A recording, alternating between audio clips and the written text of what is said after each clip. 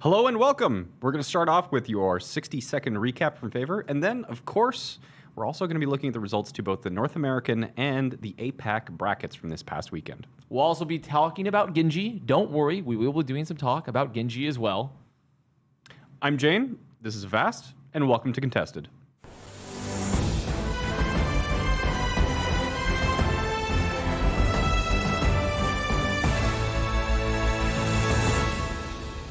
You know, I've heard you do that intro so many times that I almost called myself Avast. Jath. And It's Jath here. Which actually, nothing. Welcome to your Tuesday episode of Contested.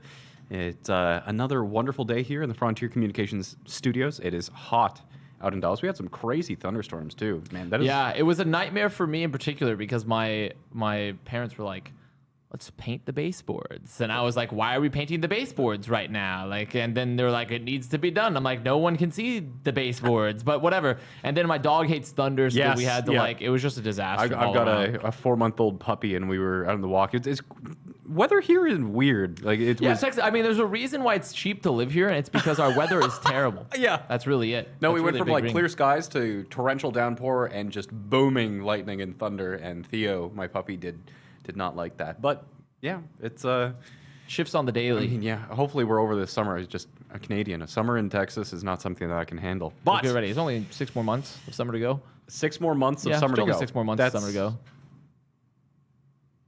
That is way too much, and I think you're pulling my leg here. But welcome to Contested. Of course, we're here not to talk about the weather, but the actual Overwatch, at least at some point. But before we get into that, we'll start off with your favorite 60-second recap.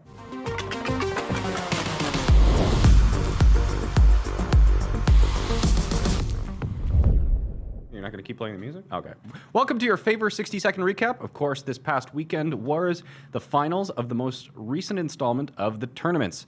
And really, this was a story about scripts. In the APAC region, they actually managed to stick to the script mostly until in the finals, the Shanghai Dragons were actually unseated by the Guangzhou Charge. Not the largest upset, but certainly one that we thought would go the other way. Now, on the North American side of the bracket, there were upsets for days. 3 of them, really, in the quarterfinals themselves, where the Gladiators dropped to the Justice, the Houston Outlaws dropped to the Mayhem, and one more which I can't remember right now. It was Outlaws Justice. We also had Defiant beating Valiant. Defiant beating Valiant. That's the one I couldn't remember. Thank you. And then all the way following the Eternal, we didn't have the San Francisco Shock win. We didn't have the Philadelphia Fusion win either. It was the Paris Eternal doing the storyline show all the way, doing 7 games in the finals and 5 games in the semifinals for I don't even know how many hours of gameplay that they did. I mean, that a day. fielder started at 4 a.m. his time and went until noon. Yeah. Or later. So with that and lots more through this entire episode, so hope you guys enjoy. Beautiful recap. Yeah. I feel like I have been jumping into the recaps a lot. I almost tagged you in. I was like, wait, we still have to end this segment. I've made a See, lot 75 more entries seconds. and Twitch is back. Twitch is back. Yeah, they're back. Cool. You guys took a vacation, but welcome back. Welcome back. I've been jumping in a lot for the but that's cool. I mean, I consider us more of a tag team duo. It was a lot easier when I was doing it in my kitchen and could actually have a script in front of me. We don't have we should get teleprompters. You could. I mean, then I don't even have to a think. laptop in front of you. But the camera's over there. I mean, before I could put it where the text was just below the camera, so it actually kind of looked like I was making eye contact. But I'll get you some paper. You're gonna get me some paper. We'll just tape it to the bottom of the camera. We can get you a pair of glasses, and the glasses have it written on. We the actually inside. do have glasses. Well, wow. Yeah. Wow. Yeah. Bifocals in this era? In this day and age? Crazy. That's crazy stuff. You know what else is crazy stuff? Shock lost. Shock lost. Shock lost. They did lose. And it was a spectacular loss, too, Yep. I'd say, to the Paris Eternal. It was unexpected. Yes. Extremely unexpected. I mean, I'd say. most people, ourselves included, have definitely considered San Francisco Shock being basically California's gift to esports. So, Yes. an untouchable team that spent an entire year gathering their power before they ascended to I Super certainly thought Saiyan. so. Yeah, I think that most people reasonably expected the San Francisco Shock to win, but no siree. They get knocked out, and then go against the the finals. Eternal So- goes on into the finals. I think I think it's just something, and it will lead. It's just something. Yeah. I think it leads into a topic we'll touch a little bit more about Genji in particular. Yeah, Genji's going to be a big one. I think that, which is like a very big part of like the Shock's loss there, and what we looked and what we saw like going forward, because there's just been so much interesting ripples that have happened after Shock had lost to the Eternal. Don't we have a new intern perhaps to even give us some reports on what's happened with the Shock potentially? With our quest to raise the bar of esports journalism, we are proud to present a new segment. We have hired on 2 new field reporters who will be bringing you news live on location. So I would like to introduce you to and pass it off to Av, who is currently in the field in front of the San Francisco team house. Hello, Jane. It is me, Av. No relation to Avast whatsoever, though obviously I would say I look a lot better than him. I am currently in front of the San Francisco team house, as you can see by the carefully placed sign behind me. It's been a big day. I've always wanted to join Contested, starting approximately 24 hours ago even. I mean, the possibility of unpaid experience was really the best thing that I could have hoped for. Well, welcome to the Contested crew. It's certainly convenient that the San Francisco Shock put a sign out in front of their house so that we know that it is absolutely the San Francisco Shock team house. But I think we're missing something important, Nav. It appears, unless I'm mistaken, that the house is on fire. Does this have something to do with the bushfires recently, or what's going on? Oh, I didn't. I honestly kind of just thought that was normal. I mean, it's a very natural Southern California thing. I thought it was sort of just part of the ambiance of the house. But I will say that the house recently came on fire, along with all those aforementioned brush fires, mostly due to Krusty. Actually, we thought it was a freak of nature accident type of thing. But really, we've learned that Krusty, and the desire to advance Overwatch coaching to the next level, has gone beyond just worrying about the mentals and the fundamentals of gaming, and has moved directly to the thermals of gaming, which is mostly setting things on fire to motivate his team to do better, and also to punish them for losses, since they did lose to the Paris Eternal this weekend.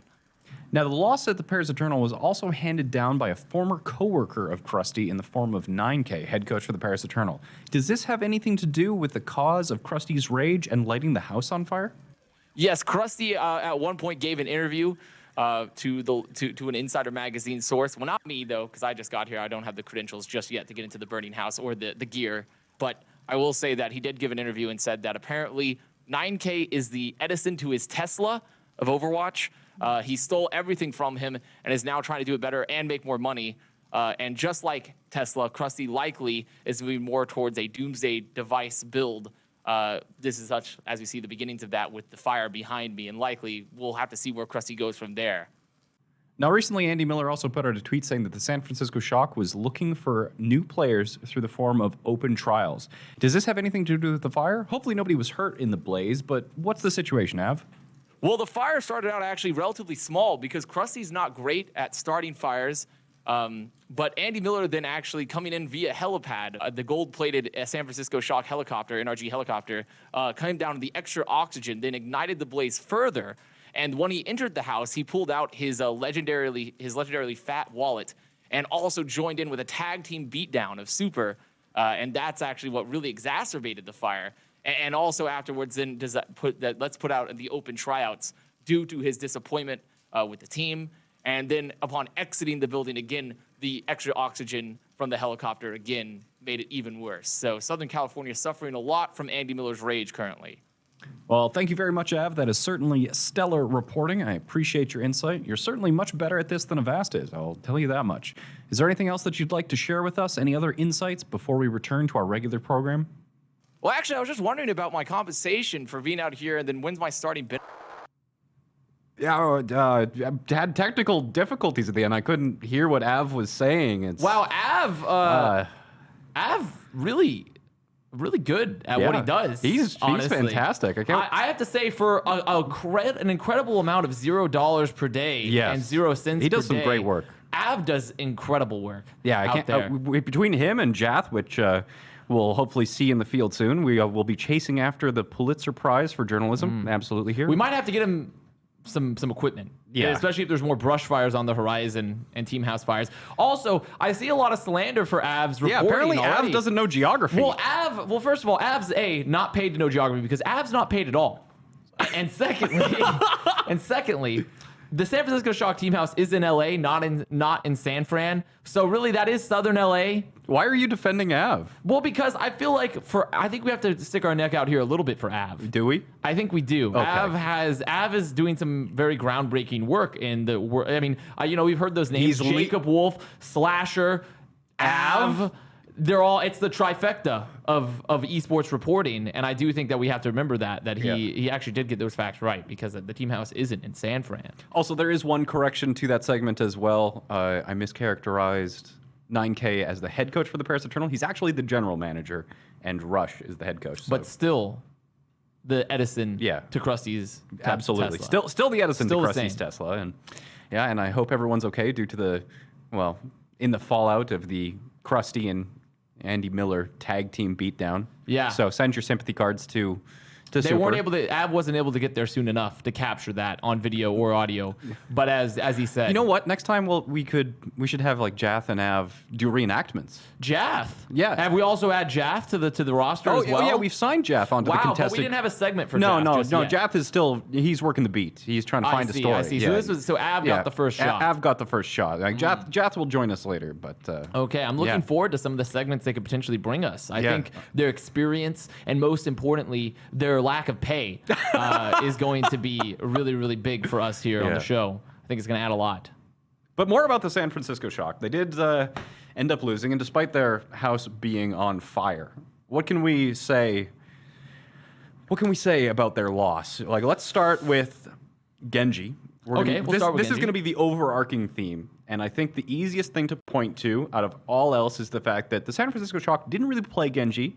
They don't really have they played Rascal once. They played like one map of Genji with Rascal. and Technically, it didn't some go of their well. previous matches they put Striker on Genji a little bit, but that's like a troll. Yeah, but it didn't go well. And Rascal's a great Genji, so that's first of all like a question mark. Did they not feel like they had a superstar level Genji? Did they not scrim it? Did they I think have a Krusty bad gave read in the on interview meta? where it was mostly him just shit talking Super, honestly, for a large part of it. I mean, who doesn't? But like the Krusty's interview that got translated in from a stream. Actually, I don't remember if it was a stream or it was an interview. It was one of the two. But Krusty talked about how they just didn't predict the meta well enough. Like they thought they would be able to get by playing a lot of Ashe and Tracer still, or forcing the Mei, because they put that one map with Rascal Genji, and they swapped Rascal back to the Mei for some of the other maps. So I think they sort of just misread the meta a bit for them, and because Rascal does have a solid Genji, Rascal is a projectile player. He's always had a fantastic Genji player. And it seems pretty obvious that they weren't heading into this match prepared to play Genji, I think. And Krusty himself even said that like we really just weren't prepared to play Genji. Yeah, well, I suppose after showing up in the finals of pretty much every tournament and playoff since, I guess, other than season one, they've done it consecutively since then. This is the first time they've missed a finals performance. Yeah, I think they can kind of be forgiven. Yeah, I mean, it's okay. Sure, it's a letdown. Yeah, I mean, it is. And the sheer amount of people getting off the San Francisco Shock bandwagon and getting onto the Paris Eternal one, there's just this gigantic stampede. You know, make sure you go single file. Don't hurt yourself, sort of thing. But I will say I do feel vindicated myself a bit because I've been so big on Eternal. I didn't predict them to be this good. No. Honestly.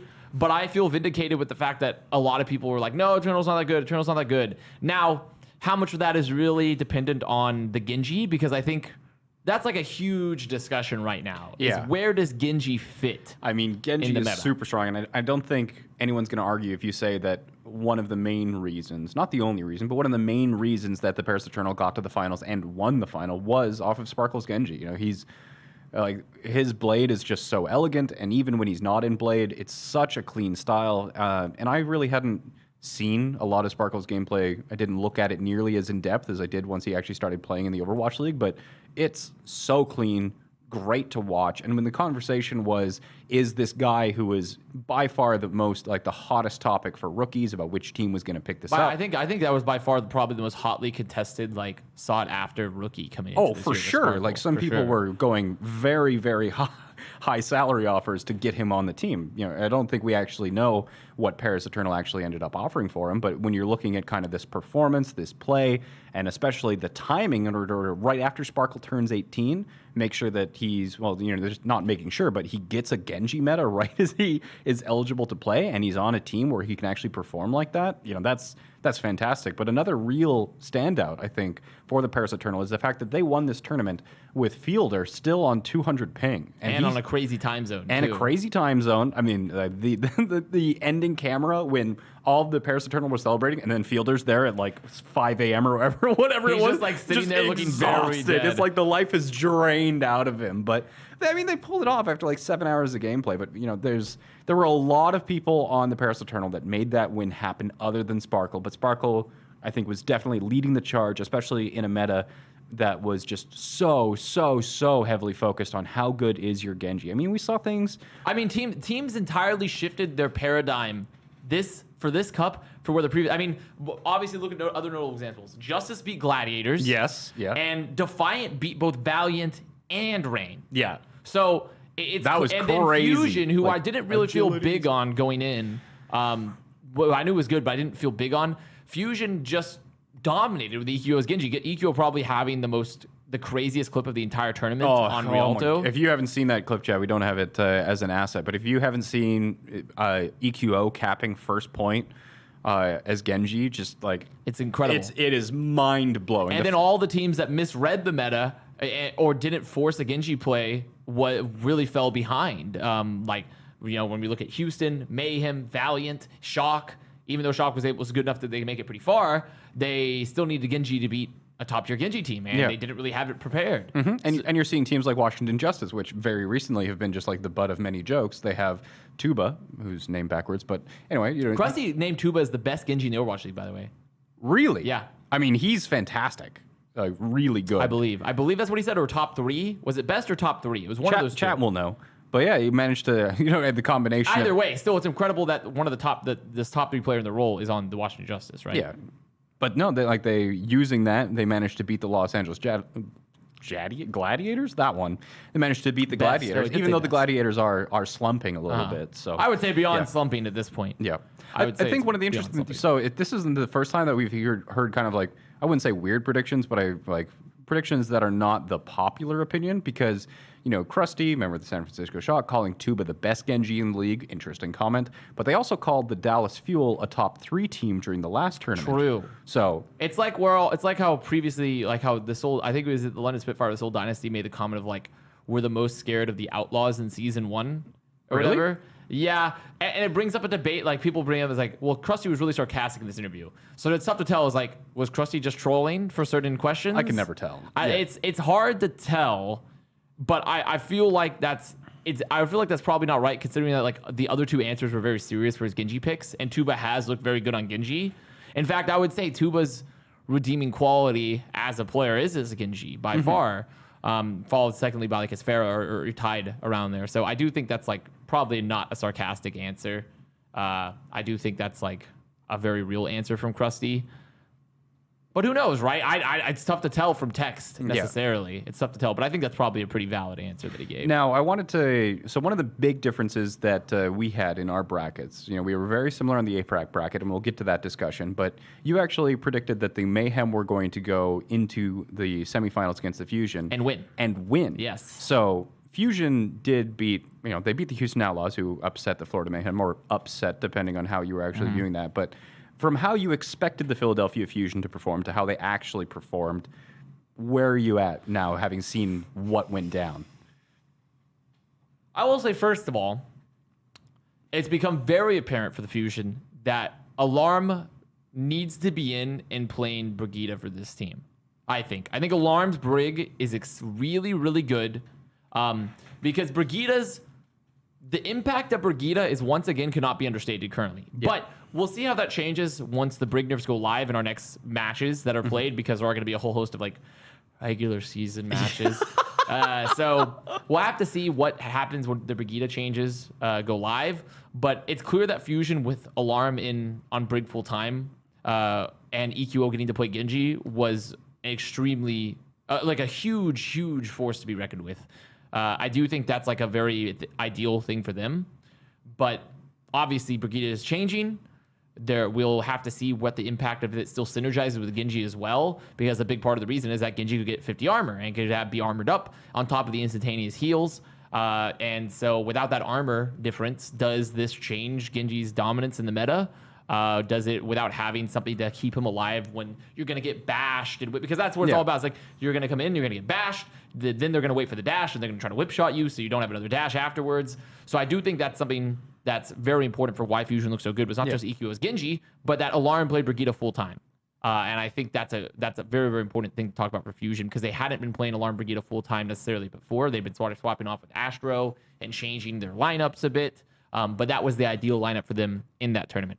But all things considered, Fusion looked as good as Philly fans talk about them, which is the important thing.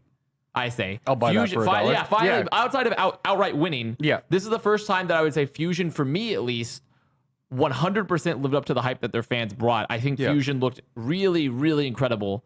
Looked insanely strong. Fury was back to like old Fury levels at points. Fury was insane. I do think this is probably the best I've seen Fusion all year. It does kind of call back to, was it during the first tournament when they were defeated, that it's kind of like they lost, but I always felt like they had more in the tank, or they weren't kind of like performing to the level that I knew that they could, but definitely not seeing that nearly as much during this tournament, where like you are seeing them playing at the level that you kind of I was really disappointed in Mayhem and not so much Outlaws, because I don't have any expectations for Outlaws. Like Outlaws have been on my radar. But it's been good, right? Yeah. Outlaws have been on my radar because Dante seems to be getting better and better and better just week after week. I don't know if that man is grinding like crazy. He probably is, but Dante has been a huge carry for the Houston Outlaws, and they seem to kind of be like rallying around him and improving their play just overall. I mean, it's impressive where they've gotten so far and how much better the roster has looked. But it was just so weird because I had Albert, the Florida GM. He comes into my stream like all the time, and we'll sit there and we'll watch the games. And they picked Houston first because they'd beaten them last time they played. And they'd played Genji versus Houston. And then they pick Houston again, and they don't play Genji a single time, and they lose. And Albert comes in, and Flame, the ex-Outlaws GM, is just like, where was the Genji, Albert? And Albert's like, we just sort of dropped our spaghetti everywhere and just gonna play Genji. I mean, it was a really weird decision from Mayhem to just not play Genji when they have Yaki on the roster. Yeah, and Yaki has had a fantastic Genji performance in like recent memory. The week before. I mean, they literally used it to beat Outlaws. Yeah. It's just what happened? What happened there on like on a team level, on an everything level? Because even if your worst point, like let's say we choose like, well, we're not going to play Genji because maybe they don't expect this, or we think it's really strong. At the very least, when things go wrong, like a very staple thing for all teams is that when stuff goes wrong, you just look at what everyone else is doing. It's like, let's just mirror, let's just copy it, right? Do that, because even if you lose, then you can't get blamed, right? and so it was weird that Mayhem didn't even try to adjust to put Yaki on the Genji when they have a very good Genji player and they'd played it previously. So I was disappointed with Mayhem's performance. I think the tournament would have been different if Mayhem had just committed hard to the Yaki Genji. I think the tournament would have been a lot they could have beaten Outlaws and then also beaten Fusion? I maybe not beating Fusion, but they could have had a close match. Yeah. I think Fusion during this tournament looked incredible. Yeah. I don't think they would have been Fusion still, but I do think it's possible. But I do think that they would have had a much better performance and a much better tournament. So I think the most important question here that we address is that, Paris Eternal, they've won this tournament. Is this making them the best team in NA? Or are we just saying that in this meta, yes. In this meta, I would that say is now over as of the tournament. Yeah, who knows what the next meta is, right? Yeah, so it's like over a longer period of time. Are we seeing that the stars aligned for the Paris Eternal? They're a rank 5 team, a rank 4 team, something like that. And they just, everything aligned perfectly, ran up to making the grand finals and winning it.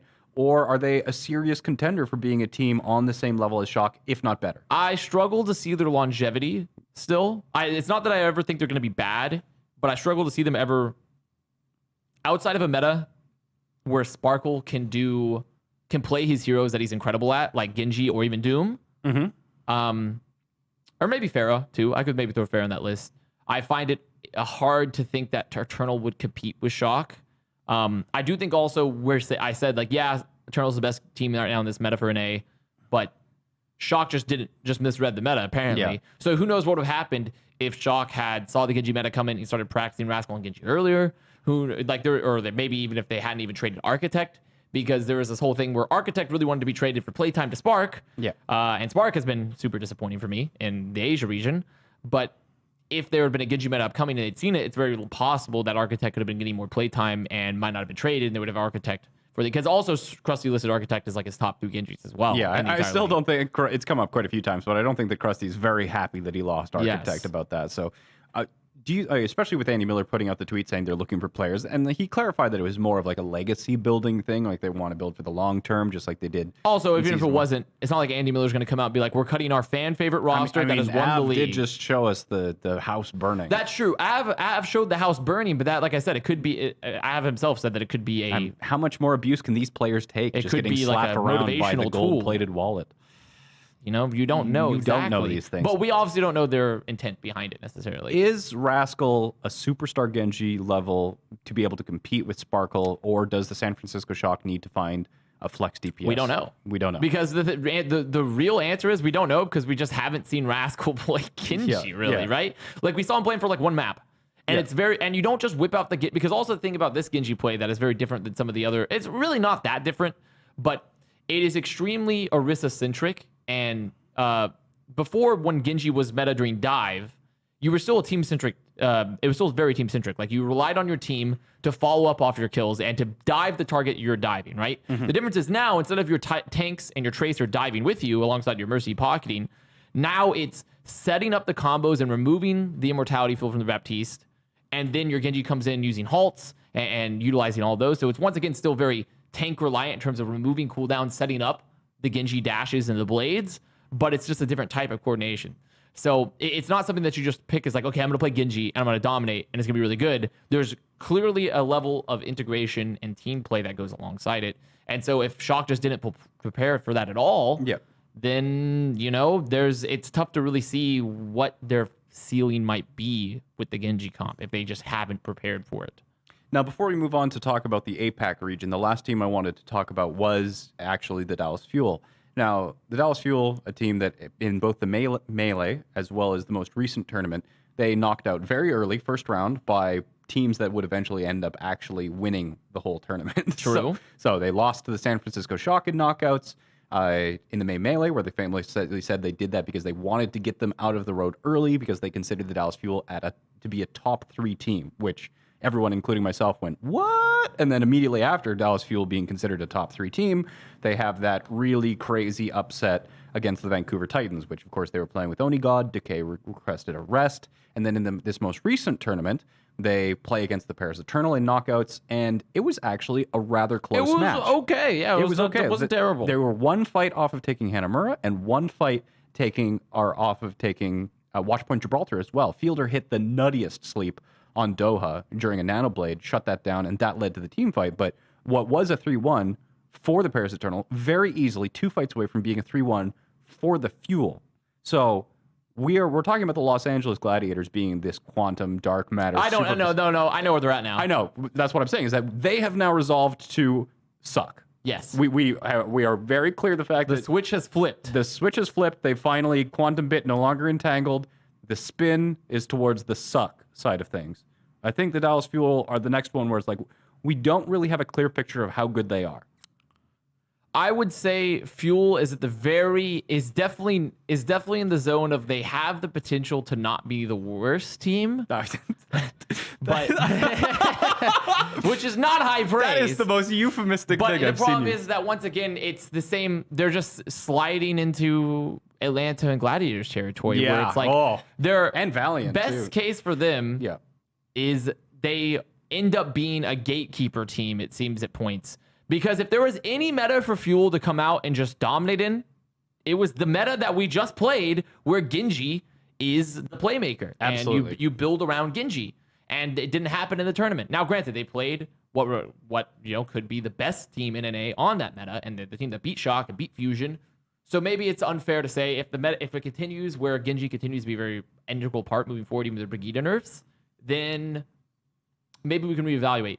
But I'm not huge on them. Pretty much, Fuel for me sits on I'll put them above Rain and Gladiators, but that's not necessarily a good thing, right? It's more of just, it could be worse, but it's not there yet. Yeah. It's just waiting. It's like a slow crumble. And you can reinforce the crumbling, or you can just completely collapse. Yeah, and this isn't the first time either that we've seen the Dallas Fuel come out with a surprising loss to just confuse the hell out of everyone about where they actually stand. Before it was the loss against the Vancouver Titans. Before that, they had a very surprising loss against the Paris Eternal back when Paris Eternal was actually struggling. I mean, if we want to talk about real surprises, for me, is Toronto Defiant. Yes. Toronto Defiant, I have been hardcore since the beginning of this year. I have received so much flack from Toronto Defiant fans. Like, do not talk crap about my favorite Canadian boy band. Do not. Do not do it. When I get my T-shirt signed and my record label and my vinyl record signed with agilities on the cover, I love this team dearly, and they have been terrible. And they have been absolutely this was terrible. the first time I think that they didn't look terrible. They didn't look terrible, but also they beat two really bad teams. Yeah, they beat two of the teams that I think. Well, actually, not really bad. They beat Valiant was one of them. Valiant was a really bad team. Yeah, and Valiant had some weird thing going on. Like Packing had this confusing. Valiant came out with a roster. They didn't have Dreamer or Lastra. Yeah, they had Gig and Apply. So that was like. I mean, that's kind of like Dallas Fuel level. Is like what? We've lost Decay. And then there was like all sorts of rumors circulating about, but there was no confirmation of anything. Yeah, and some comments about mental health. Yeah, and obviously, like who knows, right? And we don't. There's nothing substantiated to the point where we can definitely say like, yes, this is the problem. So they beat the Valiant, and something was going on with the Valiant to make them not. And then most importantly, Valiant did not play Genji. Yeah, you're right. They didn't play Genji. Yeah. And so I think that's a staple for sort of the teams that had potential, came in and lost, is that these were teams that were very dependent on Ashe Tracer. Yes. A lot of times. The only one that really wasn't was Mayhem, which is why I was so disappointed in them, because they could play it, but they didn't. And obviously Valiant missing two key parts of the roster. Yeah. That changes a lot of things. So like you can definitely make excuses as to like maybe the Los Angeles Valiant were going through a temporary crisis, unlucky timing, and Defiant got an easy win. I guess they played Genji a little bit with KSF, actually. They did play a little Genji with KSF. Now you're just gaslighting me. I'm sorry. I didn't mean to. But they didn't play it the entire series. They did not play Genji the entire series. At this point, I don't even trust my own memory, so I'm just going to nod and smile. But, so they beat the Valiant. You could easily make justifications for that. But they also beat what people have been calling the most disappointing team in the Overwatch League, the Atlanta Reign. Which I think it's a toss-up still. I think it's still a toss-up. Between them and the Gladiators? Yeah, I think it's a toss-up. Yeah, I would agree with that. And for me, it's the Reign. Yeah. I think it is for the Reign as well. Yeah. You know, I think I definitely think it's the Reign, but like Deepay also put out a pretty like if there's a word. I mean, I would say he just put out a classic coach tweet of like, "We suck, it's my fault." Like, what is he going to say? My players suck? I mean, there's a difference between "we suck, we're going to get better" and "we suck, it's fine if you want me fired." I mean, but that's what every fan is thinking, anyways. Like the thing is that really after Deepay's kind of success, people are already calling for his head. There's so many people saying fire Deepay. So many people, but that's just sports and esports. It doesn't matter how good you were in the past. If you're not immediately good right now, people will be like, "Wow, they're not that very good." Then fire the coach, right? And also, to be fair for Gladiators, it has been a disappointing performance at times where like they've never made it far in playoffs ever. They've made it to playoffs, but they've never made it far in playoffs. But I mean, Deepay is literally just saying what people are already thinking. Doesn't mean it's right. I don't necessarily agree that Deepay should be I wouldn't fired. encourage. It seems weird to encourage the behavior, like especially if you take out somebody so integral to the organization as Deepay. Like, how quickly do fans think that they can actually reorganize and get back to strength without Deepay? I mean, you also have to ask yourself, like, how many candidates are there that would even come close to filling that gap necessarily? Yeah. Because that's a huge part for both. Because also Deepay is both a GM and a head coach. Yes. Yeah. Is that he's really deeply integrated? Like, how many times org. are you going to be able to find a candidate that can fill those roles effectively and even get close to the same level of performance like Gladiators? Now, granted, the current Gladiators performance is by far the worst. Some of the worst performances that Gladiators I think ever has been. I don't think that's unreasonable. I think the only time they've ever been worse is maybe parts of season 1. I'd have to double check, but I'm not going to argue. Then I think now is even more disappointing than that. I think especially, season 1, everyone's trying to figure it out, but after that, Gladiators we always, like, even at the very start of this season, we always considered Gladiators to be that gatekeeper team. We said that they were never really quite top of the playoffs, but they were always going to be the ones who kept the bad teams from just sneaking into the playoffs. Now they were the gatekeepers. And the storyline that we were looking to follow was like, we had no expectations that the so-called gatekeepers were going to be struggling to stay alive and win games. Like, we were expecting, it was like, is this going to be the year where the gatekeepers can finally become top-tier contenders? That was the storyline. And the gatekeepers would now become the gate kept. Yeah, absolutely. So it's really bad for Gladiators currently. It just doesn't make any sense. It doesn't make sense for them or the Reign. How much talent they have and how little success is there. Yeah. It just does not make sense. At least because here's the thing. Even if Valiant were to lose every match for the rest of this season, Valiant, and the same goes for London Spitfire, I think, in a way, they would still be more successful team than Reign or Gladiators simply because they spent less money. You're not wrong. Like, and that's just like the truth, and why I feel like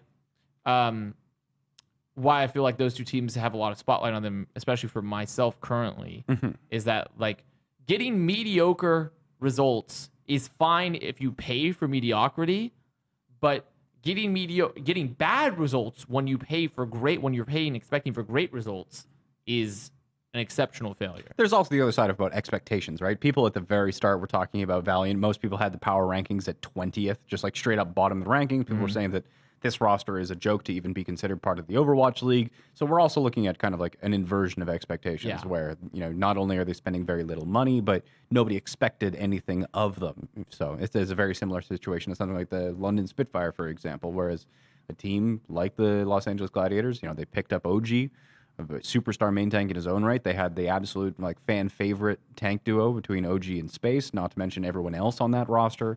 And expectations definitely broken a little bit for that team. I think overall, when we look at some of the top teams we've seen, it's so hard to see what's happening because Genji was clearly such the dominant part of this meta. It was such a dominant part, and that's why I'm skeptical to see where does Toronto Defiant go, because it's it's such a stark difference in their play between this tournament and everything else leading up into it, because they started playing Agility's Genji. And Agility's Genji is crazy good. It's always been crazy really good. Yeah. And it's not that Defiant played poorly as a team necessarily. I would say this is the best they played as a team ever. And they are improving, especially since they've added Numlocked. Yes, but I also think it's unified very heavily around playing around Genji. Yes. What happens when Genji goes away for this team? It's the same question we have to ask about the Paris Eternal. You're saying that you don't really see that success for the Paris Eternal continuing throughout into other metas, and I think the exact same thing can be said about the Toronto Defiant, the Washington Justice, all the team that got boosted by Genji's increase in power.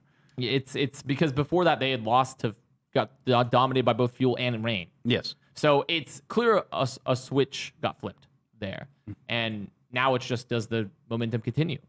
And if it does, then great, fantastic. Defiant have found something that works for them.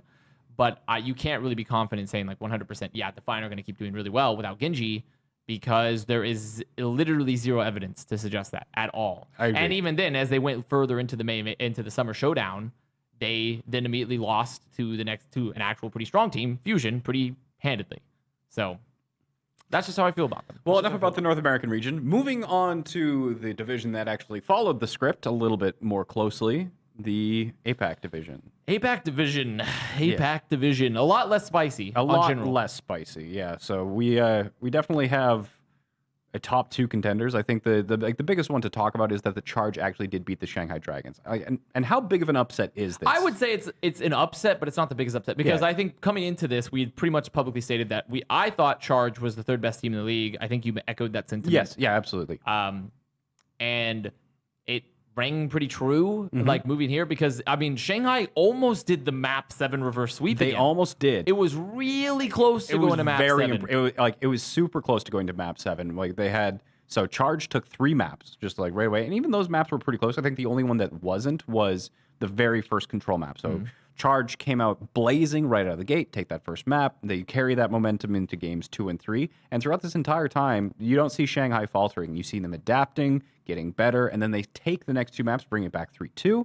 And then the final map, which was on Hollywood, Shanghai Dragons themselves didn't full cap. They got stopped on second. But when the Guangzhou Charge, they finished, they pushed that cart into that final checkpoint on second point in overtime. So they were one fight away from moving that to map 7, and Shanghai Dragons was gaining momentum throughout the entire thing. So it was a 4-2 scoreline, but it was super close, and Shanghai Dragons, I think they really proved that they were why they're such a good team. They've always been extremely adaptable. And the thing is that's crazy about the Dragons is that they brought in DM, and DM actually played better when they weren't playing the Genji mirror, was the crazy part about Shanghai Dragons. Yeah.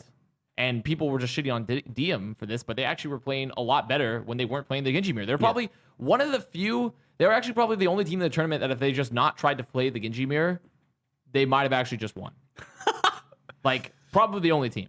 which I think is what's truly crazy about Shanghai Dragons currently, and like how strong they are. Yeah, and we also did see a lot of standout performances from players on the Guangzhou Charge who have been a little bit quieter, I would say. You know, you see Krong and Happy, people who have been talked about as being extremely good players for the Charge, quite a bit, really. And Krong still played great.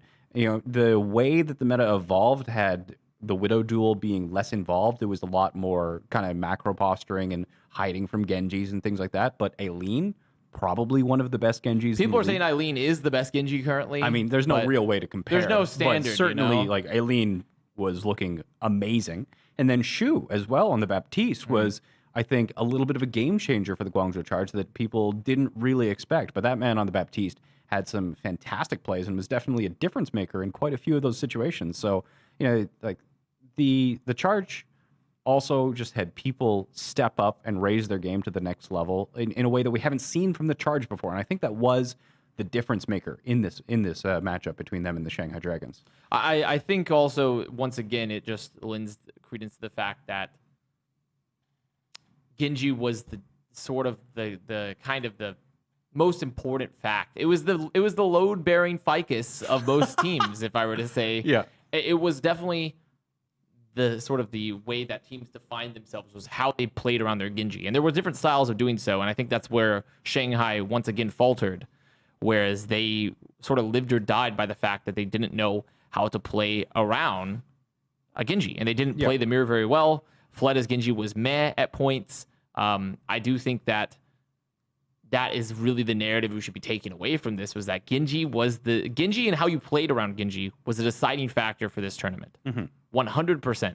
And it wasn't just because always your Genji is better, their Genji is better. It's just because if your team is more prepared to play around Genji and how well they do so.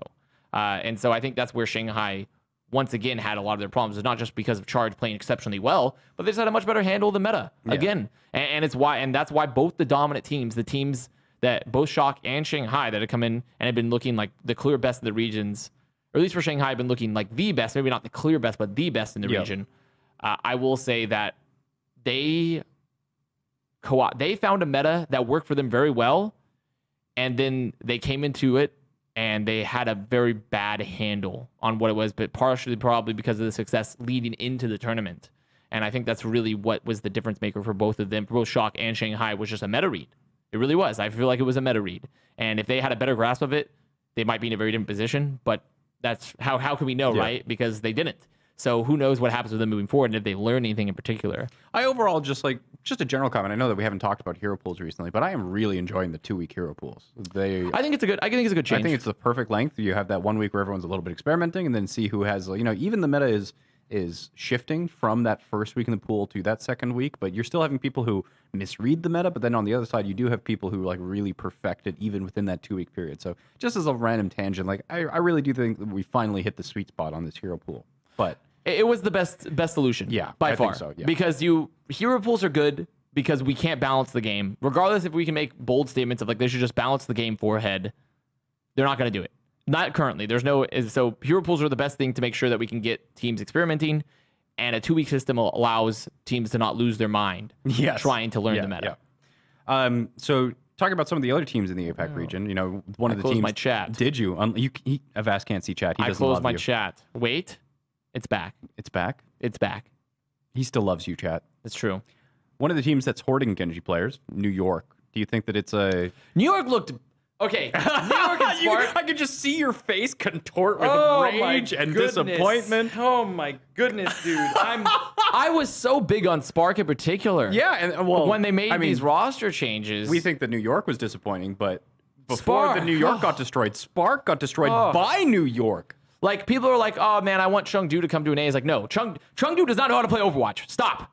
Everyone, full stop. Chengdu does not, like, they probably just on their fans are actually rioting. Like, on pure skill, they probably still do a lot better in an A than Asia because of just the region difference, you know? So? Really? Yes, I do, 100%. I think Chengdu would do a lot better in an A.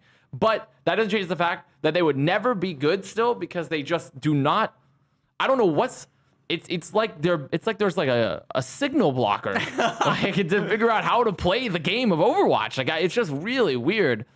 But New York and Spark have been teams that have known how to play good Overwatch in Previously, the past. yes. They have added additions to their roster that should be making them better, and they look worse. They look worse, or at least they don't seem to be improving. And I'm like, and it's so hard to figure out exactly what's going on from the outside because it's the same symptom that we sort of have when we look at Gladiators and at Reign. It's rosters that should be doing a lot better, that have done a lot better, and they're just looking so much worse. And the only thing you can point it towards is, for me at least, now because I sort of made this ultimatum earlier in the year, about it was like a couple months, two months ago, is that it has to be coaching structure. It has to be something internal. Either if it's maybe not necessarily the coaches not reading the meta right, or not reading the strats right, or not promoting the correct synergy, or it could just be players having mental problems. It could be players also just cat nose diving a bit, which can happen. Players can play worse, absolutely, just for a multitude of reasons. But it is so odd looking at those rosters and when I feel like they should be doing so much better. It just is mind blowing. It's mind blowing. It's Spark. I was so big on Spark. I was like, QOQ and Architect, like this is dope. Like I love this. Like this is a great addition. And then it's just gone nowhere. It's just hit a wall so quickly. And I'm really, really disappointed in them. I'm really disappointed in Atlanta. I'm like, on Gladiators, like, yeah, whatever. I'm not. We saw that one coming. Yeah, I'm Gladiators, but like all of those teams, it's just very odd to see the level of talent there that is just going nowhere, just absolutely nowhere. Like there doesn't seem to be any, because at least for like this, for example, Defiant. I don't think Defiant have been good.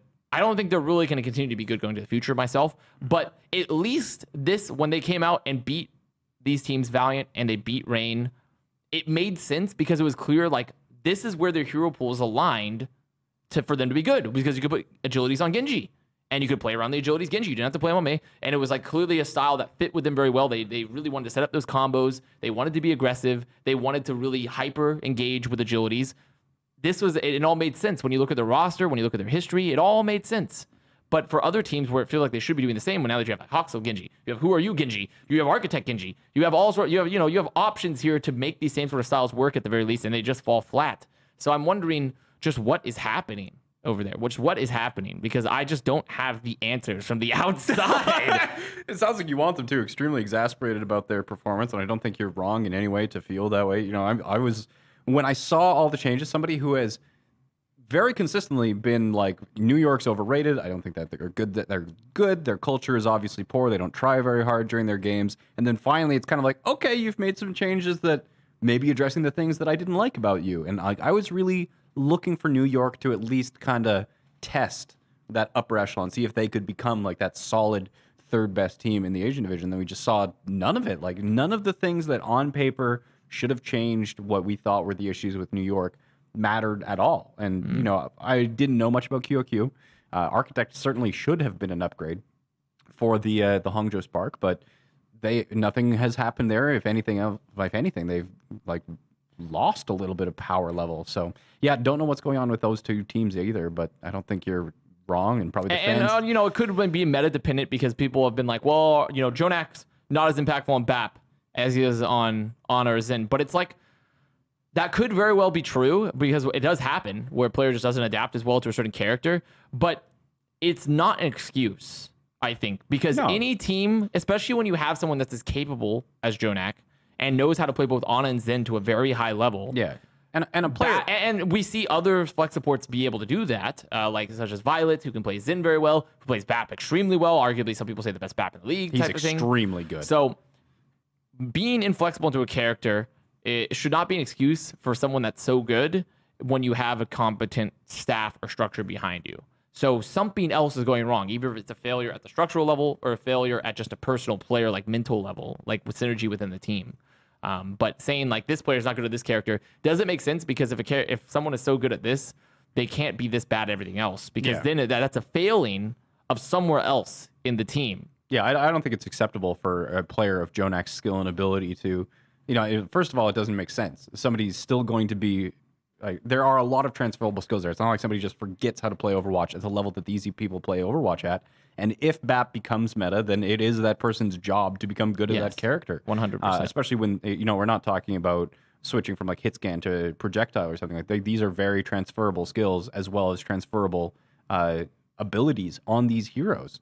So yeah, I completely agree with you that that excuse for as to why the New York Excelsior aren't having better performance just doesn't hold water. Yeah, it really doesn't. And because we see players get better, and we see sometimes we fill holes in rosters to get different specialties and such.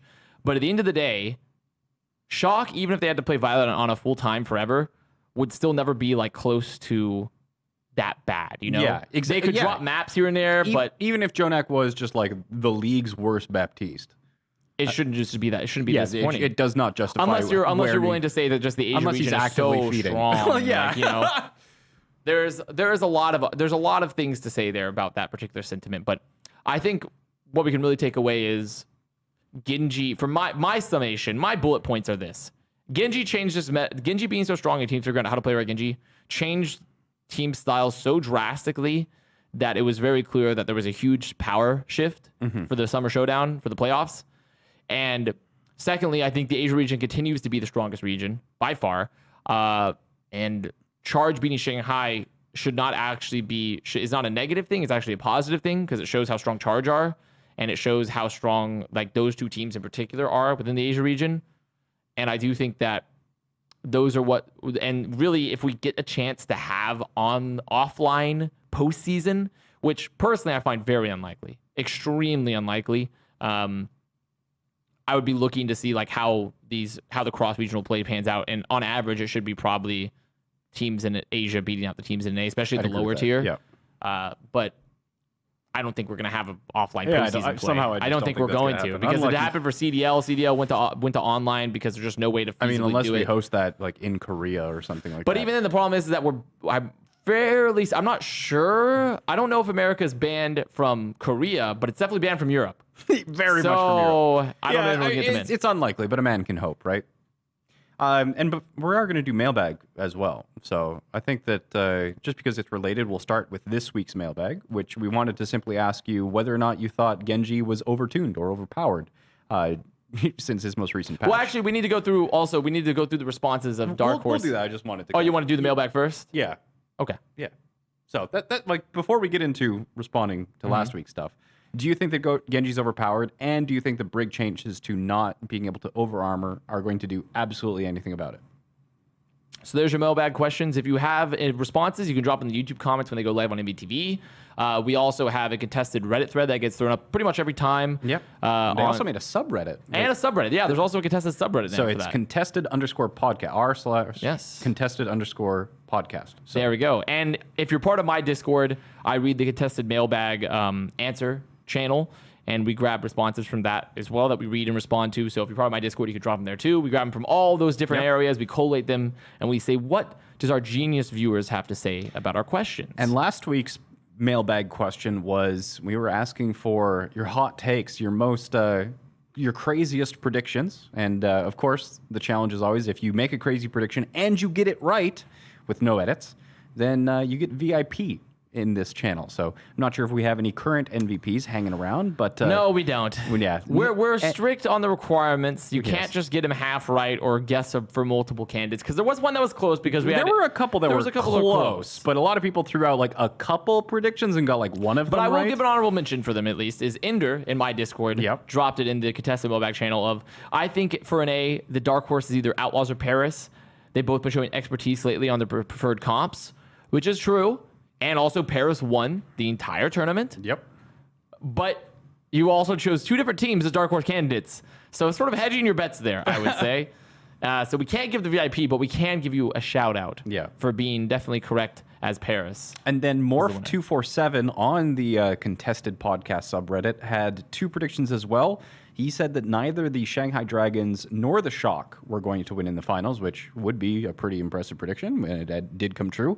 However, he also included that the Spark were understandably slept on and were going to make a run through the that definitely that very much did not happen. That was a face plant. Yeah, there were a couple other good predictions. Like there was one that I liked just because of the wording of it.